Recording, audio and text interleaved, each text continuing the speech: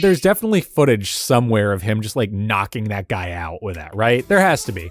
He does it again over here. He definitely, like, you can't tell me he didn't hurt somebody at least once doing this ad.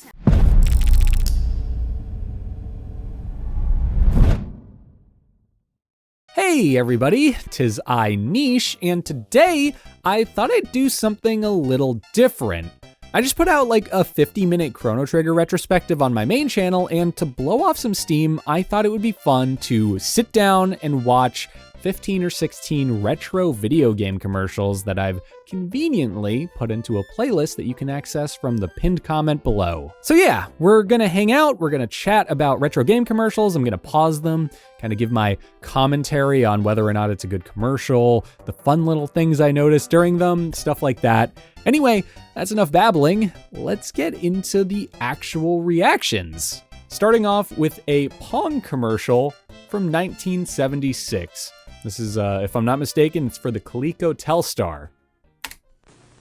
You're watching the most exciting game you will ever see on your TV set. Telstar by Coleco, with 3 different games. Telstar Tennis, with digital scoring, variable speeds. Telstar Hockey. Each player controls a goalie plus a forward on the other side. Oops. The woman playing this is making like the funniest moaning sounds. We gotta go back. Tennis, hockey, all 3 at an exciting low price. For great family fun, hit your TV to a Telstar by Coleco. Let's just, I don't know what's going on in this commercial. Like, we'll talk about its quality as an ad, but this woman over here on the right, she's like making the funniest like sounds while she's playing it. And it's so eerie almost. I think with commercials, you're used to like, especially nowadays, you're used to like horrible corporate music, but she is the accompaniment. There's no music. It's just this woman making awkward sounds while she plays Pong. Like, here, listen to this. The most exciting game you will ever see on your TV set. Like, she's like kind of giggling. She's like, haha, yeah. And it doesn't sound like a grown woman doing it to me. It sounds almost like a baby making sounds. It's very surreal. Now, granted, some of that could just be this being a commercial from 1976 and like maybe the format it was recorded on just distorting the audio over the years, but different games. Telstar Tennis so with digital score. Like right there. She did it again. She was like, ooh, when he switched the game, and there's like this almost kung fu movie zoom in on Pong, because how do you make Pong interesting? So Telstar Tennis with digital scoring, variable speeds. And there was like an echo. I don't know if you heard that. I don't know what's going on there. Each player controls a goalie plus a forward on the other side. Oops, a goal. And oops, a goal. Isn't that a good thing? Like, why are you saying? Ooh. Also, she like nudged him. I don't know if you saw that. She like elbowed him in the chest a little bit. Such a weird ad. I get it. And as a commercial, you know what? It's the 70s, video games were new, so I guess you gotta do something. You gotta cook, you gotta make it look like you're cooking with oil, you know what I mean? It's also just hilarious that it was a selling point that they had 3 games, but they're all Pong, right? It's Pong, then there's Pong with doubles, and then there's single player Pong where they called it handball. Yeah, just a very of its era. As far as being a commercial goes, it's fine. It told me what the product is and why I should buy it. It didn't do much else, though. Coming up next, we have a Magnavox Odyssey commercial, probably also 75, 76-ish. I don't know when the Odyssey actually came out.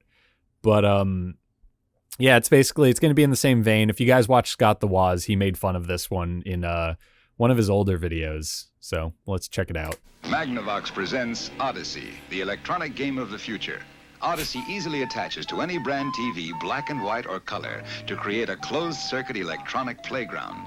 Odyssey gives you all the exciting action of hockey and 11 other challenging play and learning games for the entire family. As far as like commercials go, this works. Like, it tells you what the product is. It's pretty Odyssey, well cut a new for the dimension for your 70s, television. you know. Now at your Magnavox dealer.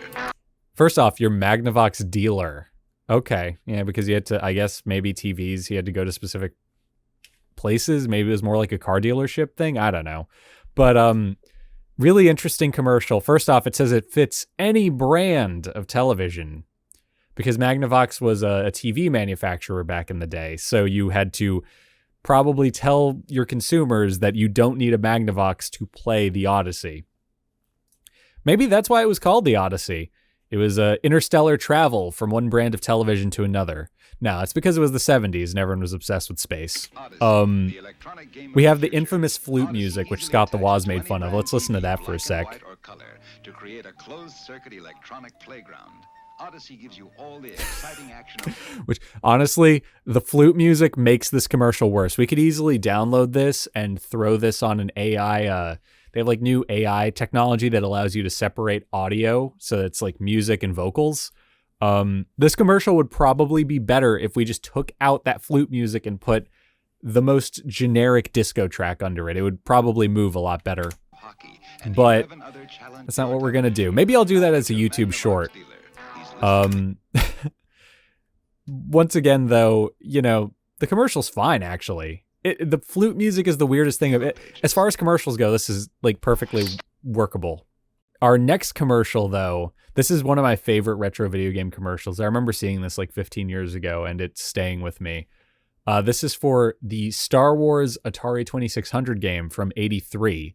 So this is like right before the video game crash, probably, and right after Return of the Jedi came out, I'm assuming. So this is maybe like, I want to say Return of the Jedi came out in maybe May '83, April, May, probably like right before the summer or during the summer. So this probably came out in like the summer or the fall of 1983, this commercial. It's great in the arcade. Whoa! TIE fighters! Fireballs! Coming right at me! Watch the laser towers. Aim for the tops. Pick in the capitals. Use the force. They're coming too fast! Which way? Which way? My shields are gone! All right! I'm going in! Oh, some game, huh? Some game!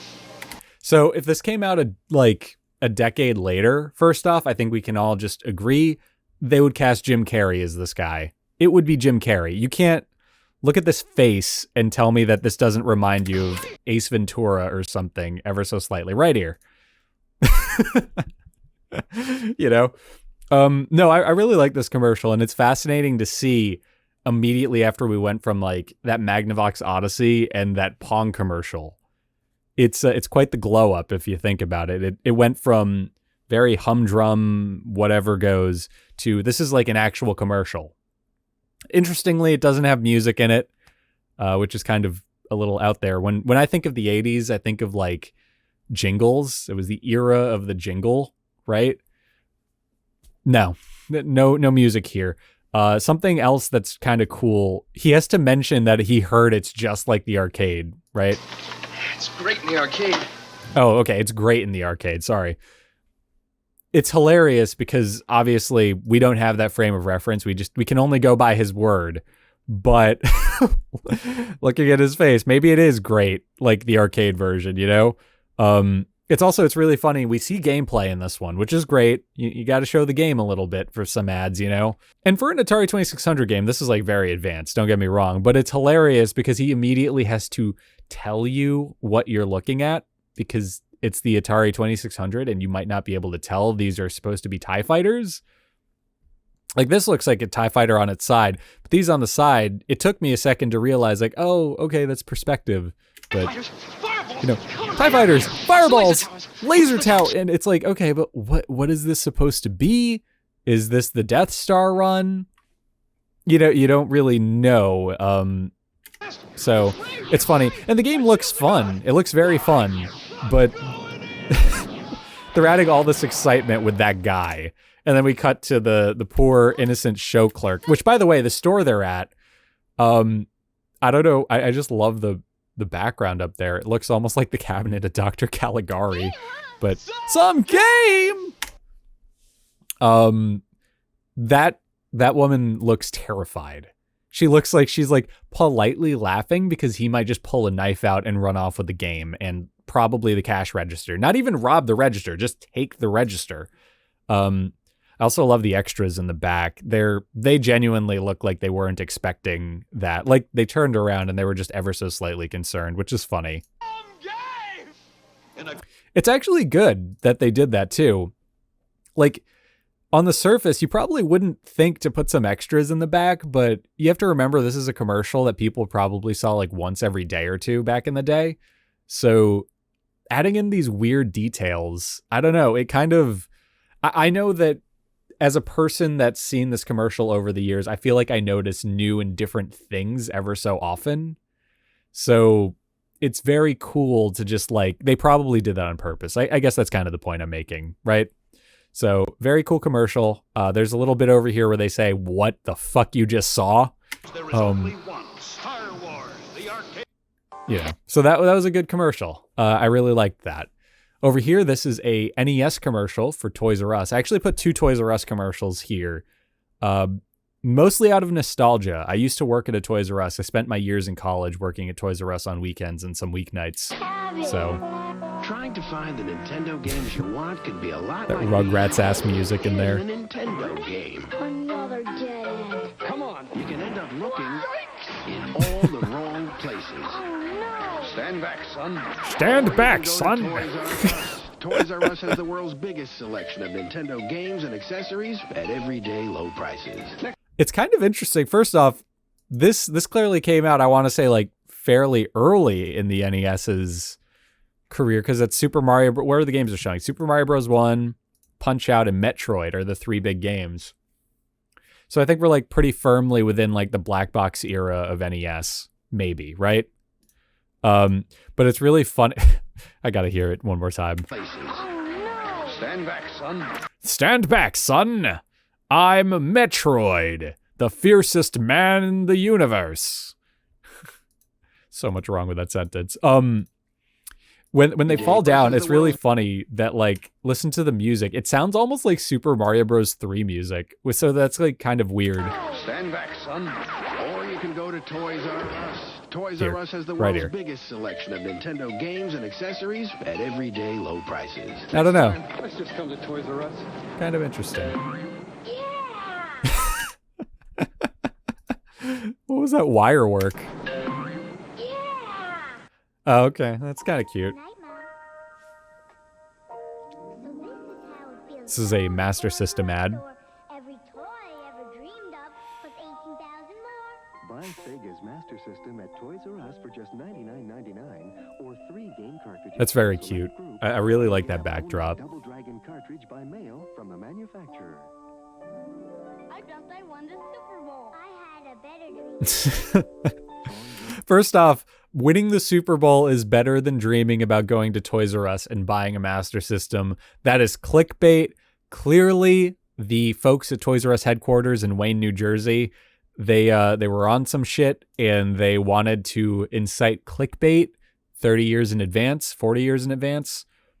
No, in all seriousness, yeah, it's better to win the Super Bowl than to go to Toys R Us. You win the Super Bowl, you're presumably flush with cash and you can win and purchase.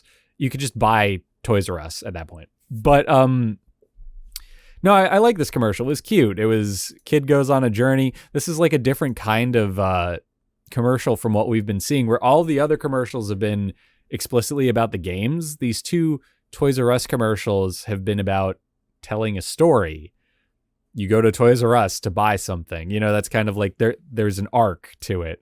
This kid had a dream of going to Toys R Us and picking a Sega Master System, of all things. Not to knock the Master System, but kind of... Not to knock the Master System, but like kind of no knock the Master System. I don't know. I don't hate the Master System. It's just not my kind of console for most, based off of what I played on it. I think the only Master System games that I've truly loved is Sonic 1 on the Master System and Woody Pop, which is just a breakout clone. But I really like this one. This commercial was cool. I like this background here. This blue starry background with that pink there. Very cute, very nice. I kind of want to copy that aesthetic for some of my videos in the future. But that's just me. Okay. I got to preempt this commercial because I've seen this ad a million times before. I always, whenever I talk about using like cheats or something in a game, I almost always cut to this commercial on my main channel. Very weird commercial. They definitely should have been sued for it, and you'll see why in all of 2 seconds. yeah, let's just move on with it. Yo, video game dudes, talk to me! Excellent! This is Game Genie from Galoo, the awesome video game enhancer for your Nintendo Entertainment System. Attach it to most of your video games, like Double Dragon 2, Super Mario Bros. 3. And buckle up, cause you'll do what no video dude has done before. You can go to any level. Is that a real game? Get unlimited lives. Live forever. Like a video zombie. Excellent! You'll jump totally higher. Make your own effects. And Game Genie gives you more firepower. That's so weird. Oh, okay. Like I said, I've seen this ad a million times before, and when I was putting this ad in the playlist, I noticed this, and I was just like, okay, we gotta talk about it. Look at that NES controller. What is that? It looks like, okay, so my theory, because I actually had some time to think about this, I think what's happening is that it's being distorted by like a fisheye lens or something, but it's just such a weird looking controller. And then with all the compression put on, it looks like it has extra buttons.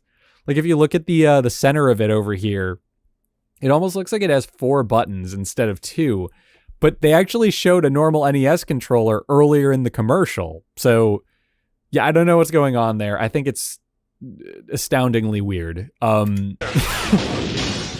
Still, this commercial is pretty great. I do like this commercial, despite its Bill and Teddery. Game Genie, the radical video game enhancer from Galoo. Let's go back and hear that. Go to any level, jump higher, stay bigger, live forever. Game Genie, the radical video game enhancer from Galoo. Word on the street is that Viagra commercials back in the day had the same exact end screen. Jump higher, live longer, stay bigger. No, this commercial is great. Like just fanning through shots from it miscellaneously. Like it's so fascinating. And kind of what I was saying with that Star Wars commercial earlier, the set design is actually impeccable. Like if I could design a set for my videos and not have to live in it, this would definitely be the set. You know, you got, again, with the weird, like the very weird architecture of the place, you got this blue LED strip up here, brick, but brick ends and it becomes normal wall, pink wall over, like, again, very, very 80s. I mean, don't even get me started on that carpet over there. It's great. It's wonderful. And I love, if you look behind them in another shot, you can actually, so there's that weird NES controller again. That's definitely like a lens thing. Yeah, it's almost definitely a lens thing. If you actually look at the bottom of that NES controller, it looks like it's kind of like bending inwards a little bit, which implies fish eye or something. I almost called it a fishnet. I might have called it a fishnet earlier. I hope not. Anyway, the point I was trying to make was I love the set design here. Just lots of like weird splashes of color. It's very surreal. It totally fits the SoCal surfer burnout dude aesthetic. And then you have like the little caution tape over there. That's cute. I like that. I don't know. This commercial's neat. At any rate, we have a commercial from maybe like 2 or 3 years later. This is for The Legend of Zelda, The Link to the Past, or A Link to the Past, sorry. And it is a Japanese commercial. It's a Super Famicom commercial. Thankfully, though, we have subtitles. This is a great ad, and I'm really psyched to watch this with y'all.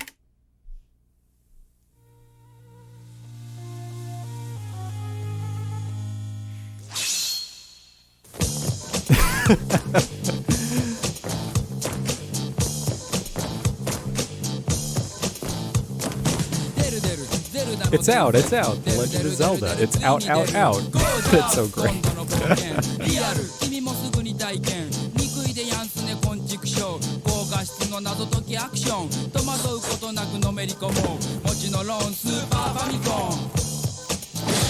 It's so wonderful. It's like Thriller meets Japanese camp. They have like the gender bending there. They have a man voicing Zelda. They have a woman playing Link. I love it. It's so beautiful.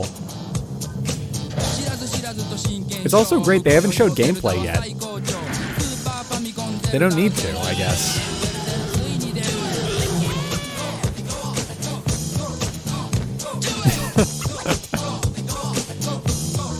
Okay. that was fantastic. First off, we need a 3-minute version of that, right? We do. But so much to love about it. I mean, as far as like advertising goes, right? We've seen a lot of ads that are like showing the game and they're juxtaposing it with how the game should make you feel. Whereas this one it's more about like the feeling of excitement for the game itself. It's not even about the game. I mean, the rap is explicitly about the game, right? It tells you that there's no cheap victory. There's action and sly puzzle solving. And, you know, it's only on Super Nintendo, but it doesn't show you gameplay.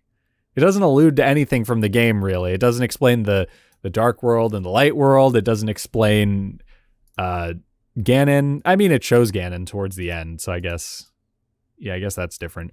But it's really more about just the experience of the commercial itself, and it's almost like a water cooler thing where, for those who are unaware, like the way TV used to work before the internet and before streaming really took over and binge culture, there was this idea of something called the water cooler show.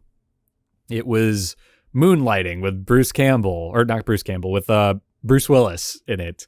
It was Twin Peaks. It was the first season of Ally McBeal. It was these shows that you stayed at home to watch because the next day at work, everyone would be chatting about it during lunch or at the water cooler. So great stuff. Just a genuinely great commercial, start to finish, very catchy, very memorable. I don't know what was with Nintendo at the time, but they loved like having people rap about The Legend of Zelda specifically, right? There's another NES commercial. This was a US ad with The Legend of Zelda in it. And I mean, this is great. I no notes. It's epic. It's playful. It's got a lot of like appeal to it. It's kind of saying Zelda's what's hip and what's hot. It's a little dorky, a little cartoony, you know. It's a really great snapshot of what The Legend of Zelda is, and it's a great ad, you know.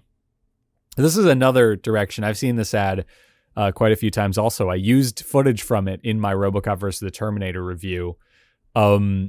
This is a let's just watch it and we'll talk about it afterwards. It's pretty short.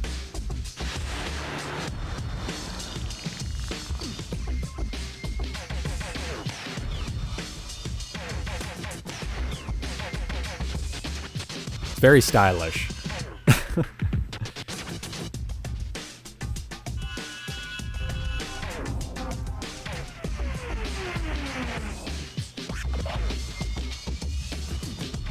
Okay, we're going to stop it just a few seconds short. Well, there we go. Okay. So right off the bat, this is like a different ad, but it's sort of in the same realm almost, where it's talking about RoboCop versus the Terminator. It's establishing that it's a game about RoboCop and the Terminator. You got all of these great shots of Robo walking through what looks like an abandoned warehouse. Compression we can only see so much through the compression, but like, it looks like he's like kind of stylishly walking around.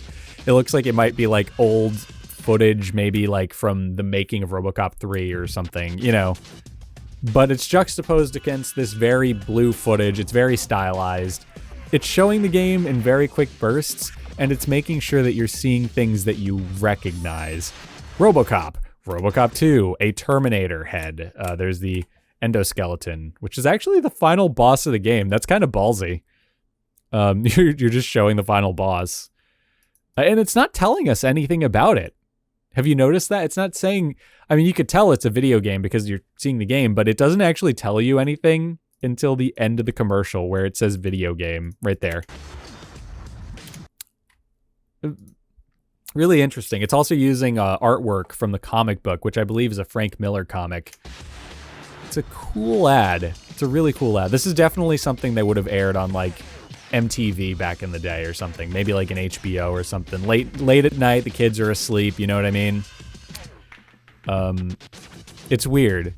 It has this like hip hop beat behind it and it moves. It really moves. Just think about the amount of cutting that happened between like the original ads we saw where with the woman awkwardly nudging her spouse or whomever, and we're moving up to like the 90s, and it's just literally more cuts in 10 seconds than there were in the entire other commercials. It's kind of out there. Right over here, speaking of something that'll definitely be an overstimulating hodgepodge of cuts, a Sega CD commercial from a year or two earlier.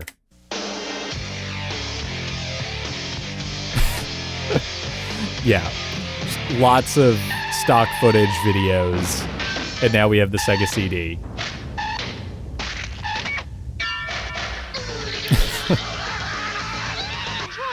How could you let that happen? So you see what it's doing over here? It's showing you, it's telling you, you know, welcome to the next level, lots of video, very, very, very sensory overload. And it's almost, it's not using subliminal advertising. I mean, it's definitely trying to conjure up more of a feeling than making you actively want it, right? Like, how are these images going to make you want a Sega CD? Well, it's showing you that, you know, it's extreme, it's badass. Just when you thought you'd seen everything, the new Sega CD. So 90s. I say that with love. I love over here, they cut to Night Trap right here. And she's like, how could you let that happen? And she like emphasizes, how could you? So let's hear it. Maybe she doesn't, but How could you let that happen? okay, she kind of does. And then they punctuate it with this shot of him like lurching forward and being like, whoa, I fucked up, dude. Sorry, that's the Gloob commercial. Let that happen. But like it's telling you a story, and it's very abstract in how it does it. How could you let that happen? You know, you're speaking to the this woman is speaking to the camera, and it's sort of pulling you in physically. It's pulling this kid in because he's like, oh no, I fucked up. And then it follows up with a shot of the Sega CD because it's the tool that you're using. You know, it's really cool. I don't know. I dig it. That wasn't too bad, kid. It isn't showing normal games either. It's really leaning in on the video and pretend it's a game. You know, it's a lot. It's a lot of fun, playful marketing. Sega back in the day were really on top of their marketing. They were. They knew what they were doing, and Sega of America just knocked it out of the park with marketing everything they were working on. It's just a shame that it wasn't quite enough in the long run. This is a Jackie Chan Stunt Master ad, which is a game I reviewed 2 years ago.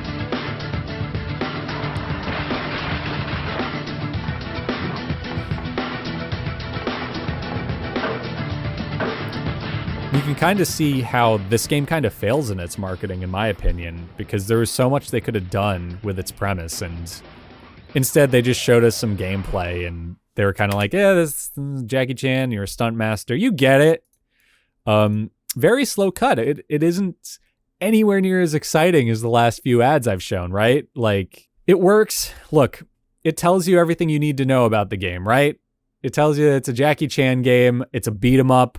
There are stunts presumably in it, but it kind of fails because it doesn't say the most exciting part about the game, that Jackie Chan did the mocap. So what's really cool about this game, and there's footage of him recording this stuff, he wore a mocap suit and he did a bunch of jumps and kicks and flips. So the movements you see being done by this chibi Jackie Chan, that is actually Jackie Chan. And I feel like you could have very easily have leaned into that with the marketing. You know, you don't need a narrator. You could literally do what they did in the Sega CD ad. You could have had big text come up and go, be Jackie Chan, control Jackie Chan, kick ass as Jackie mother frickin' Chan. You know, you don't need that. You could just have it in text. And it would have done a lot. You could have done that, cut to the mocap so that the person watching the ad physically understands that you are watching Jackie Chan move. You know what I mean? It's not just a character model. It's a character model with the actual DNA of the man himself in there. It would have been a lot more exciting. You could have cut to some of his movies too. This came out in 2000, I want to say, this game. It came out like a month or two before the PS2 launched. which may be why Midway didn't market it that hard. Maybe they were like, save the money, just market PS2 games. But you could have cut to some Jackie Chan. That's all I'm saying. You could have cut to like his Golden Harvest movies from China in the 80s or something, right? Those were probably cheaper to license than some of his newer American movies that were just getting made at the time. And I'm sure Miramax might have cut them a decent deal if they tried to, because Miramax themselves were redubbing and re-releasing those movies on video. It was that there was like a cross-promotion opportunity there, you know? As is, it's okay. It's not the best commercial. It's probably the worst one we'll watch today. Especially, it's like sandwiched between two fantastic Sega ads too, which doesn't help its case in the playlist. So this next ad is for a Sega de Sanshiro. It's for the Sega Saturn, but it's a Sega de Sanshiro ad, and this is one of my favorite commercials of all time. It's also one of the ballsiest commercials I've ever seen, I think.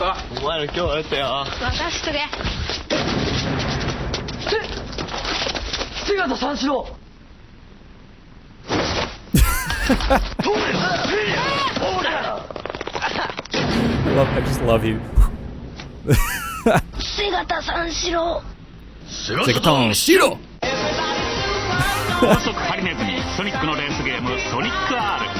So, this ad.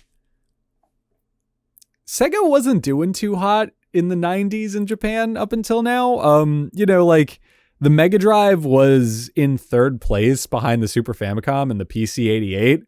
So I love the audacity for Sega of Japan to sit down and go, we got to sell the Sega Saturn. And then for someone in the back of the room to probably get up and go, we should threaten to kick people's asses if they don't play. That's just ballsy. I don't know. I love that. It's so funny. And for those who don't know, he was basically the mascot of the Saturn, and he just kicked people's asses.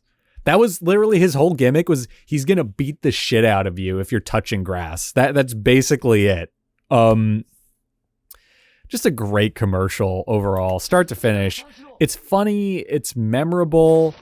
Having Sega de Sanshiro be a karate master feels like Sega just kind of saying, we're the masters of video games, so you should buy a Saturn. And then also the irony of they're advertising Sonic R. This commercial goes so hard, and it's a freaking... It goes so hard, and it's a Sonic R ad.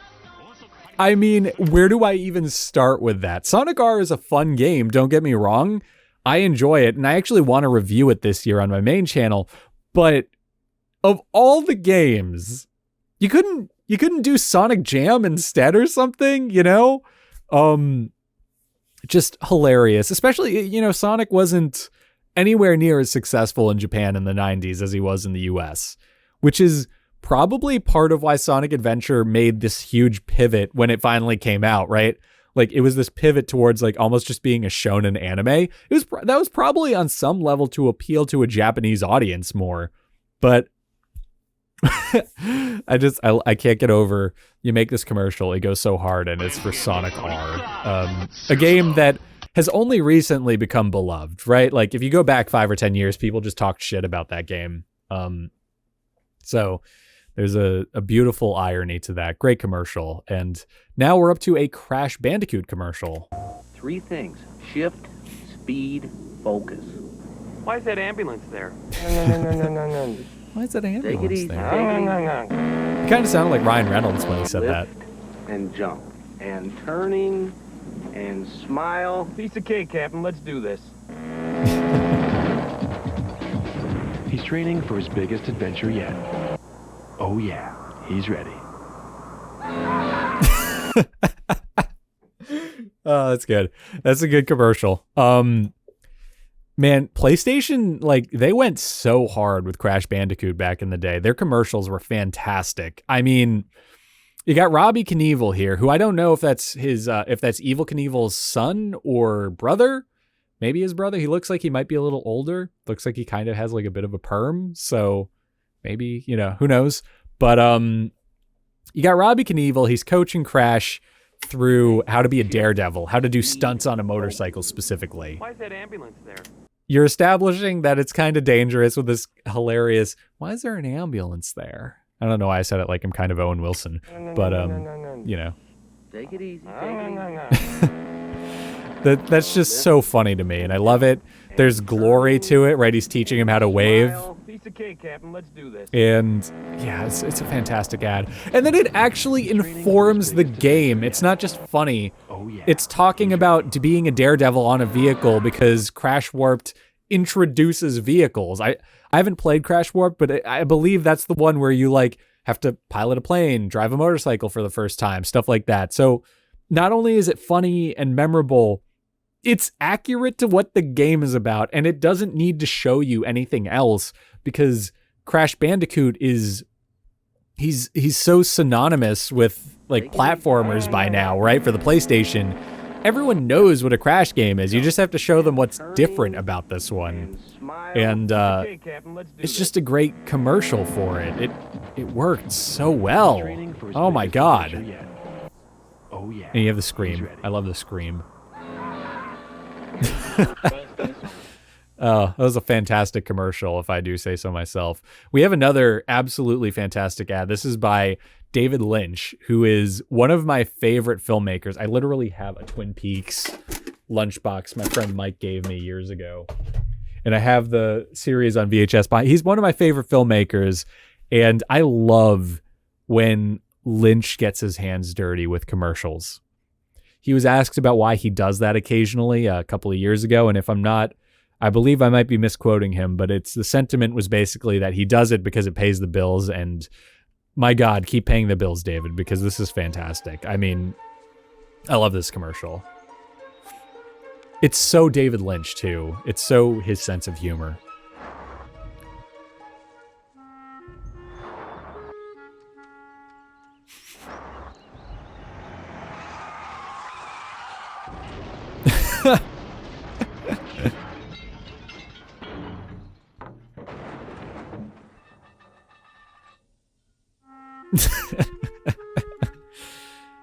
Different place, different rules.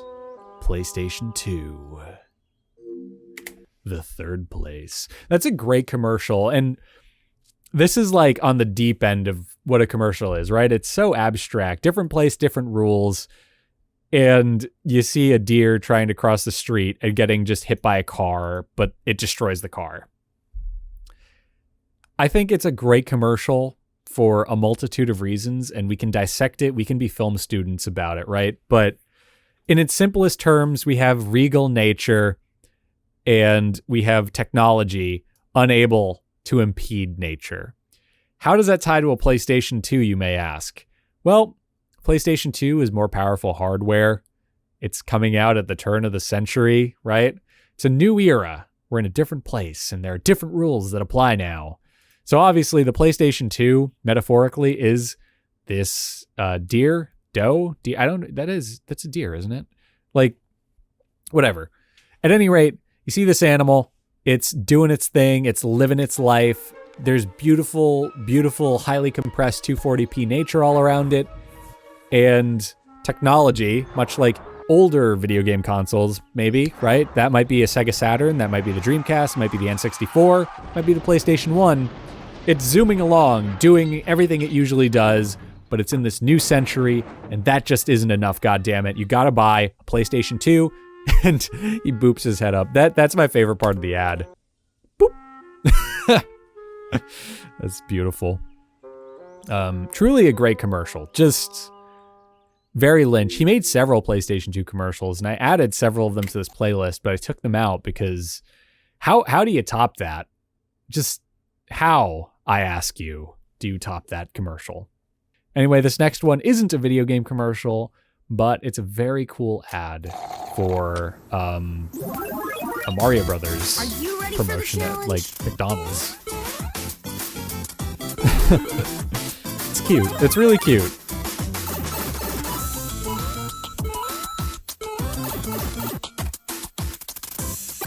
Shows you what the toys do, you know. Has a lot of nostalgic appeal to it. Right here. I think it's really interesting that this commercial was like built around Super Mario Bros. 1. That's why I added this here. It's not marketing Super Mario Sunshine or whatever newer Mario game came out, right? It's Mario 1. And this is the mid-2000s at least, because there's a web URL there. One of the toys is it's modeled after Mario on the Game Boy Advance pinball game he was in. So this is a great commercial because it's very nostalgic, I guess. Okay, like as far as being a commercial goes, it's fine. It gets the job done. But what does it for me is just the fact that it's Mario 1. And it kind of shows just how Mario has become so ingrained in pop culture that they're using a Mario game that these kids who are watching the ad presumably haven't played before. There are a million ports of Mario 1, but like how many people actually played Mario 1 in 2005 while they were like, I don't know, 6 to 8 years old, right? Like, it happened. I'm sure it did. Mario 1 was available on Animal Crossing. It was available on the Game Boy Advance, but it's just a fascinating thing. I don't know. Also, I just wanted to point out, there's a lot of extras of the kid like throwing stuff, or a lot of shots of the kid throwing stuff. Right here. I really hope there's outtakes somewhere of him throwing that, like, I don't even know what that was. It was like a ball coming out of a Yoshi, an egg. Is that supposed to be like a Yoshi spitting out an enemy? At any rate, there's definitely footage somewhere of him just like knocking that guy out with that, right? There has to be. He does it again over here. He definitely, like, you can't tell me he didn't hurt somebody at least once doing this ad. There you go, happymeal.com. I'm loving it. So that was good. These are some ads. I added these at the last minute, so I didn't get to slot them in chronologically. So these are more of bonuses.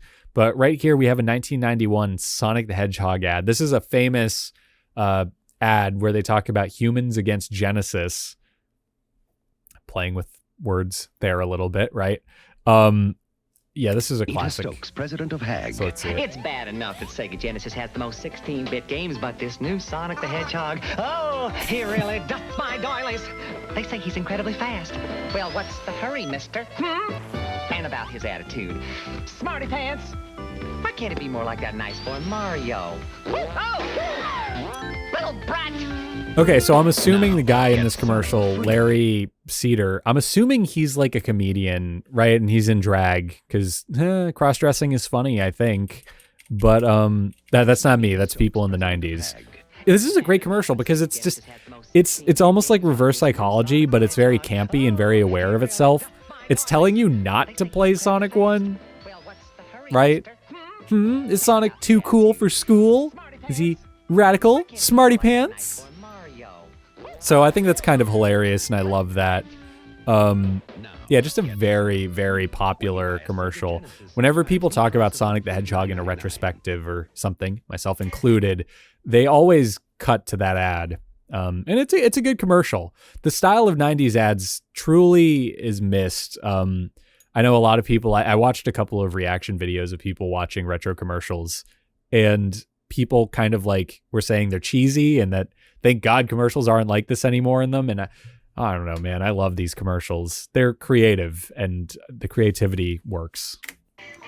This is a Got Milk commercial, but it's using Mario 64 as a base.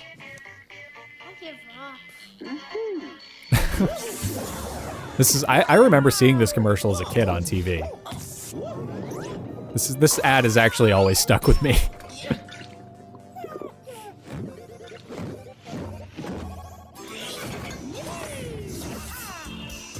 Want to grow? The calcium in milk helps bones grow. Okay, so that obviously wasn't a video game commercial, but I associate it with Mario 64 because it's clearly showing Mario 64 gameplay. It has the Mario 64 HUD elements. This looks like the Thwomp Fortress or whatever it's called. It's like Course 2 or 3 in Mario 64. It looks like it's using assets from it. It obviously isn't the game. I mean, look at Mario's character model, right? But just a really cool commercial. It's very creative. And look, this is marketing Mario 64 regardless, right? We're talking about Mario in 3D and stuff. This is as much an ad for the N64 as it is milk. calcium in milk helps bones grow. This is a great commercial, though. I really enjoy that one. And that was it. We finished all of our ads. But no, I really like that commercial. I think it's great because it's just reminding you of Mario. You know what I mean?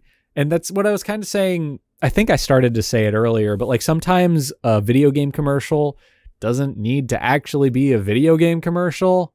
Sometimes it just needs to like be there. You know, it just needs to remind you that the game exists, and it needs to make you want to like learn more about the game. And in this case, you know, it may not be advertising Mario 64, but it's making you think about Mario 64. Another commercial, it's kind of like the David Lynch commercial we watched a minute ago, right? Like it's not really a commercial for the PS2, but it makes you think these abstract thoughts, and it makes you curious as to why the commercial is the way that it is. And that itself is enough to make you want to seek it out. I think another ad that really does this well is I'm looking for it right now. Where are you? Holy crap. Okay, there we go. The Legend of Zelda rap is like another commercial that does this excellently, in my opinion. It's just a playful ad that makes you want to think about The Legend of Zelda. You know, it'll make you talk about this commercial with your friends and quote it, and hopefully that'll get the ball rolling on you guys checking it out. It didn't show gameplay because, one, it's The Legend of Zelda 3, like you probably know what the gameplay is like by now, and two, it also is, I mean, it's a link to the past. You know, in Japan, gaming magazines were a bit more popular than they were here with stuff like Famitsu. So if you were curious about the game, you had to seek it out. You had to seek out the information in a magazine, but that in itself probably got you more involved with the product and made you know what I mean? It's like making you commit to learning about it is sort of already starting to sell you on the game. If you watch a weird commercial that starts a conversation, the commercial worked. So, I don't know. That is all the commercials I had for today, though. That was 16 commercials.